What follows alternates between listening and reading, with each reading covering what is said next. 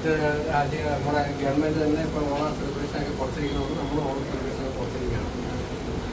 എങ്കിലും നമ്മുടെ ഐക്യത്തിൻ്റെ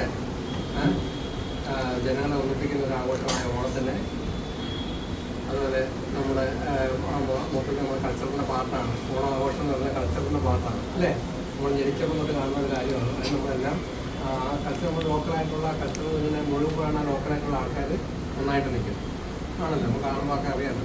ഇത് ഒരു അങ്ങനെയൊക്കെ ഒന്നും ഇല്ലെങ്കിൽ ആൾക്കാർ തമ്മിൽ അങ്ങോട്ടും ഇങ്ങോട്ടും ഒരു മൈത്രി ഇല്ലാതെ അങ്ങോട്ടും ഇങ്ങോട്ടും പടവെടാൻ തുടങ്ങും. പക്ഷേ സ്വഭാവം അങ്ങനെയാണ്. ഞാനാണോ എന്ന് നീയാണോ എന്ന് എല്ലാം മനസ്സിലാലോചിച്ചിരിക്കുകയാണ്.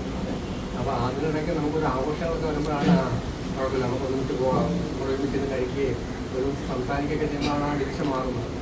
എല്ലാം ഞാൻ പറയാം, നമ്മൾ കണ്ടോണ്ടിരിക്കുകയല്ലേ.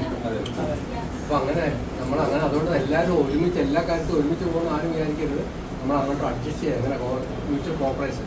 മതങ്ങളും ജാതികളും എല്ലാം വഴക്കൂടിക്കൊണ്ടിരിക്കുന്നുണ്ട്. പക്ഷെ അങ്ങനെയാണ് എന്താ ഇന്റർനാഷണൽ അംഗീകരിച്ചിരിക്കുന്നത് എന്താണ്? പരസ്പര സഹോദരത്തില്ല, അങ്ങോട്ടും ഇങ്ങോട്ടും സഹോദരത്തിൽ നമ്മൾ ആരുടെ പേഴ്സണൽ കാര്യങ്ങളിൽ ഇടപെടുന്നില്ല. അപ്പോൾ ചെയ്യാവുന്ന കാര്യങ്ങളിൽ യോജിക്കാവുന്ന മേഖലയിൽ യോജിച്ച് പോവുക, അതാണ് ഇപ്പോഴത്തെ പോളിസി ഇന്റർനാഷണൽ അംഗീകരിച്ചിരിക്കുന്നത്. ഇപ്പം ലോകത്ത് മൊത്തം പ്രശ്നമുണ്ട്, അതുപോലെ നമ്മുടെ കുടുംബങ്ങളിൽ പ്രശ്നമുണ്ട്. അതുകൊണ്ട് മുന്നോട്ട് വരുമ്പോൾ നമ്മൾ സമൂഹത്തിൽ എവിടെ മനുഷ്യർ കൂടുന്നു അവിടെ എല്ലാം പ്രശ്നമുണ്ട്. അങ്ങനെ പക്ഷേ സോൾവ് ചെയ്യുന്ന നമുക്ക് സഹകരിക്കാവുന്ന മേഖല സഹകരിച്ച് പോവുക, സന്തോഷത്തോടെ ഇരിക്കുക.